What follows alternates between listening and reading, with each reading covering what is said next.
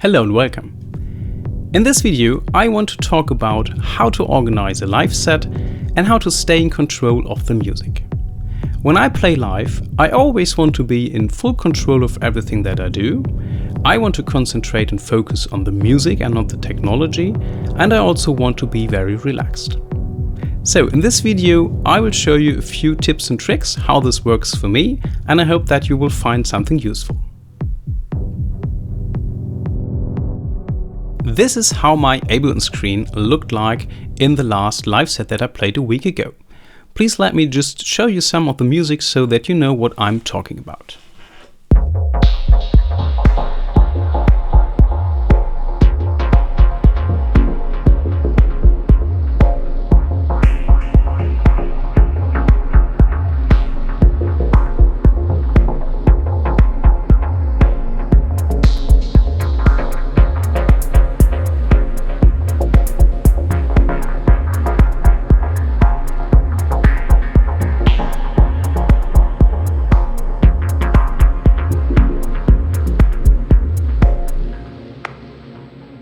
For me, the most important thing in a live set is to limit the amount of tracks. Here in this set, most of the music was happening on the first 4 channels. I have the OB6, the Prophet 10, Rev 2 and the Digitakt, and they basically played all the music in my live set. It doesn't really matter if it's a software synthesizer or a hardware synthesizer, but the idea of having everything in just a couple of tracks really makes sense to me. To my left, I have the push console from Ableton, and it has an 8x8 matrix with the knobs and also a display which displays parameters of the first 8 channels. So with a layout like this, it's always possible for me to just reach to the left and change the levels or some parameters of the sounds of these 8 channels. Imagine I had 5 different synthesizers on each track that I played, then I would have like 50 or 100 tracks at the end, and that would be impossible to control.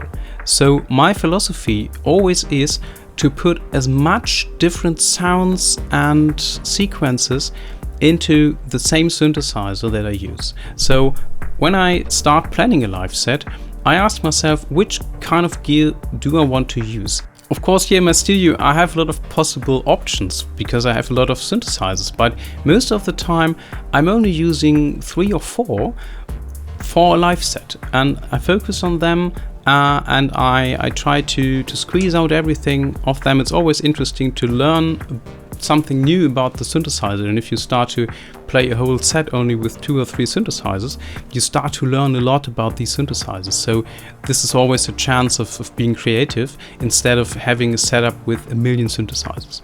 I remember one of my first live gigs that I played in a club was a terrible disaster because I was bringing all of my synthesizers. Back in the day, I had a different setup than today, but it was still like 8 or 10 different synthesizers, everything connected with Midi, and it was a complete failure because I was not in control and everything was running wild, and I was not really knowing what I did there. So today it's a bit different because I always focus on a few instruments and try really to squeeze out everything out of them.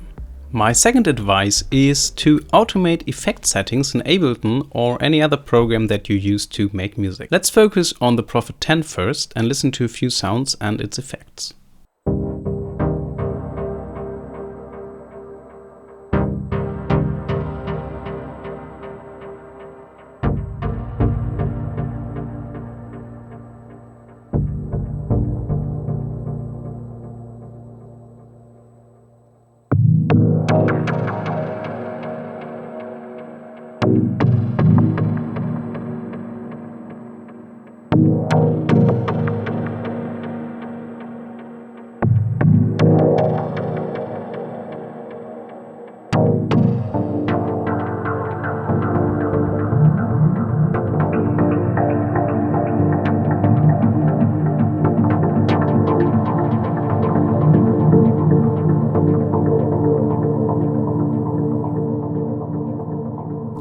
So what is going on here?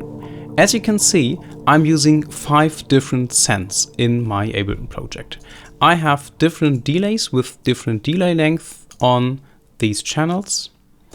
And there's also one channel with a hardware send and return, which goes into my Strymon timeline, the Eventide H9, and back into Ableton. And my MIDI clips contain not only notes for triggering the chords, but also some information about the synths. So this would be without any effects, just the dry signal. And of course, I could now go to my Ableton console and change the status of the effect send, but it's much more convenient to set this up in an automation lane and then have it automatically to the right setting whenever I start the clip.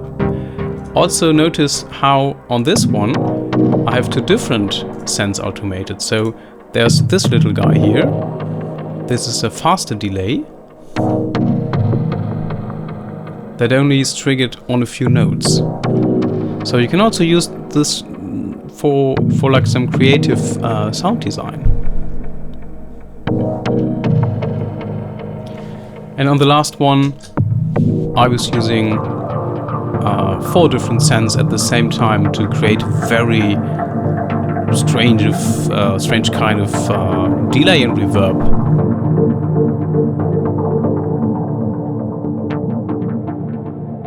By setting up all these automations before I actually play the set, it saves me a lot of stress, because effect settings is not the most convenient thing to set up. Of course, there are presets, and I'm also using presets on my hardware effects here.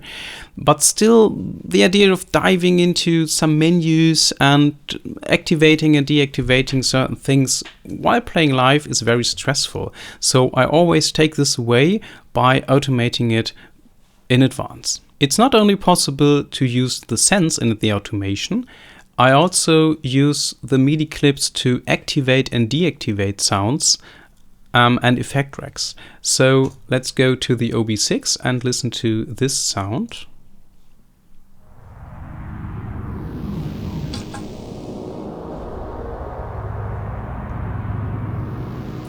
You see that I have different effect racks here.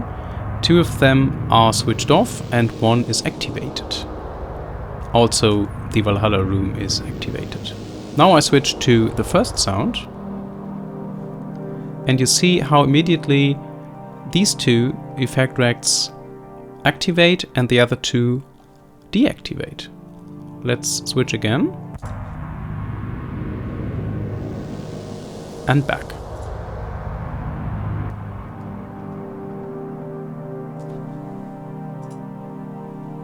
So please imagine that in a live situation, you are in a club or you play a YouTube live stream or whatever, and then you need to go and find these with the mouse and look for them, for these little tiny buttons. No, absolutely no. So I just set this up first. It's very easy in Ableton. You just click a few times on the button that you want to automate, then you double click on the MIDI clip, click here on this automation thing, and then you can switch it on or off. Of course, make sure if you start automating these things that you also do the same on all the other clips, because otherwise it's possible that an effect will stay activated although you want it to have to be deactivated. By the way, this is time for a little rant. Ableton introduced with version 11 something extremely useful that is called micro variations. So with this one you can save different variations of an effect rack, and then you can just browse through them. That would be a game changer for organizing live sets. Unfortunately, they removed the possibility to change these things with automation in the release version. It was possible in the beta. In the beta version, you could go into a clip and decide which of these variations should be activated when launching a clip. Ableton removed this feature when they introduced the release version of Live 11 2 years ago, and since then I'm waiting for this to return. I don't know why it's not there, but I must say that I very much dislike the fact that they are giving me this incredible feature, but not letting me using it in the Liveset. So this is really, really bad. So rant closed. My next advice is to use program change commands within the clips. As you can see, I have 3 clips and they play some music on the synthesizers.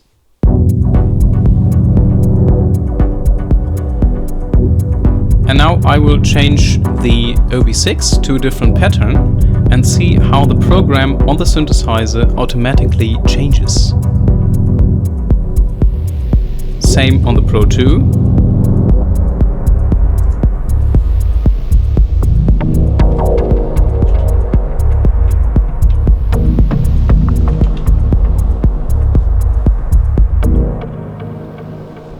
So how is that possible? Within Ableton, you have the possibility to set up a program change message within a clip. This goes from 0 to 128, and you have to find out how your synthesizer reacts to these messages. Sometimes there is an offset because the synthesizer has banks of 8 or banks of 16 or whatever. Sometimes you have to use the bank change, sometimes you have to use the sub bank change to get where you want to go. But every time with each synthesizer, it's definitely possible to set up this automatic program change. And so whenever I browse through my set and play different sounds, I just have to switch the patterns and the sounds immediately follow.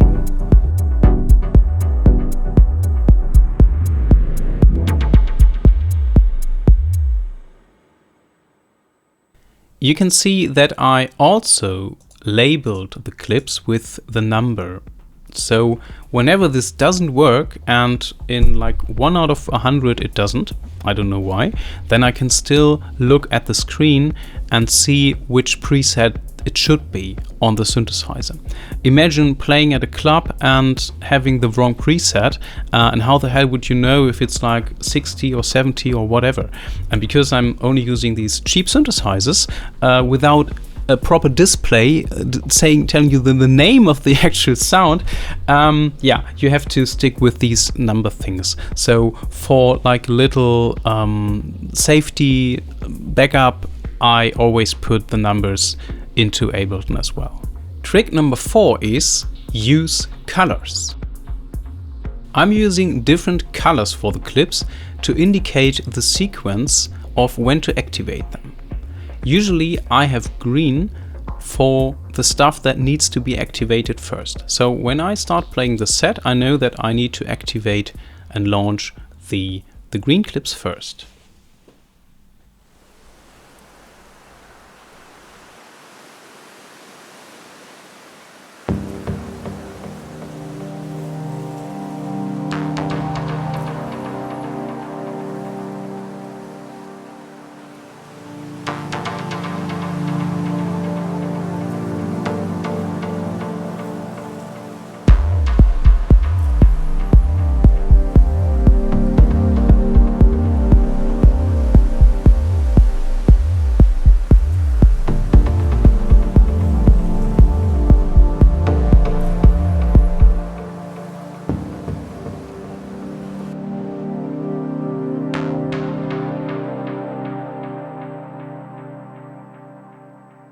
There is also blue. Blue means that this one has to be activated after the green ones. So let's start with track number 2.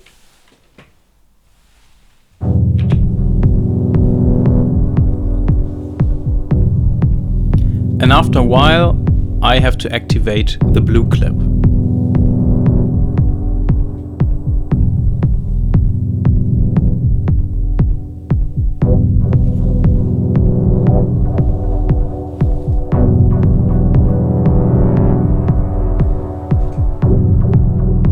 And from there, it's room for improvisation. I can decide if I want to launch a few more things on the Digitakt. or go to the clip of the OB6.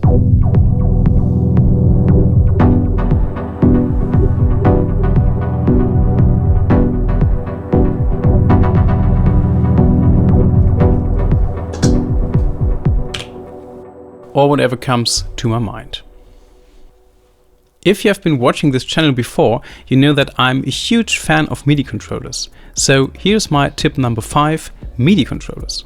In this set, I used the FaderFox EC4, and it's sitting right next to my keyboard so that I have a few important parameters always on my fingertips.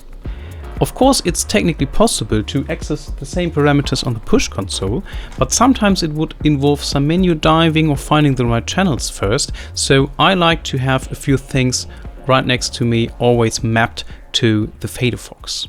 The first very basic thing is the volume knob.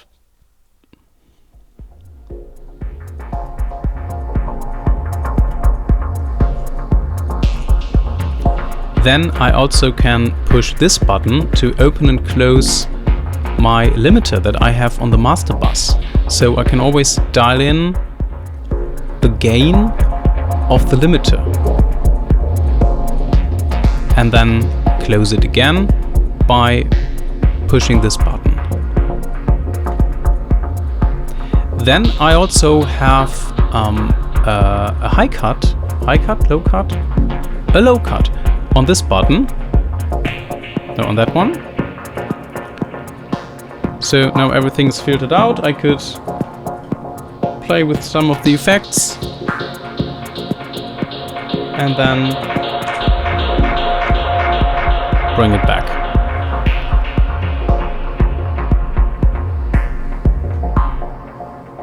So these things can very easily be done just by moving the hand to the right and pushing some of these buttons, and it's always like the same thing. You just go to whatever you want to automate here. In case this one would be the wrench to open and close the plugin, and by hitting Command M or right click MIDI mapping or whatever it's on the English version, you can, let me delete it first. So you click on this one and then you hit your MIDI button and then close the MIDI menu, and after that you have it here.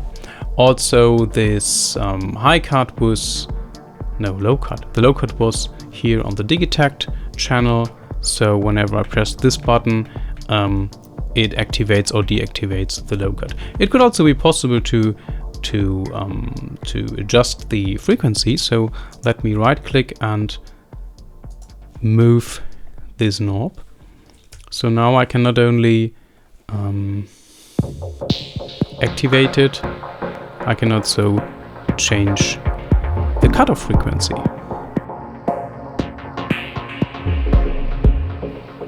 My last tip is maybe a bit boring, but very important. Practice your set. Whenever I set up something like this, it takes a lot of time. I have prepared the set for the last, I think, 3 or 4 weeks. Fine-tuning everything, it's very easy to come up with a few ideas, but the fine-tuning of the sounds, of the effect, really takes a lot of time. And I always practice and I try things and I try out how do the sounds work together, what can I do, what's actually useful to do during the set, and what does not sound so good. So you really need to get a feeling for what you're doing. If you just program a sound and store it and then hop to the next one, you will also lose some control of what you're doing, because it sounds a bit stupid, but you really need to be very familiar with the sounds that you use. So when you play the music, you immediately need to hear what's going on, and you need to find the right setting if you want to change something. So when there are like 3 sounds playing at the same time, and I have the idea to open a filter or change an envelope, I need to know which of these 3 sounds is actually doing this, what I'm hearing right now. So it needs a lot of time to familiarize yourself with the sounds before you go on stage or online, in my opinion. Also, the whole thing to play through the whole set is something that I do a couple of times before I play live. So yeah, just take your time and do it slowly, and try to familiarize yourself with everything that you set up. You also see that I have these resampling tracks here. These are just basically playing everything, recording everything that I have here in Ableton. So I can always like check and quickly listen to the different tracks.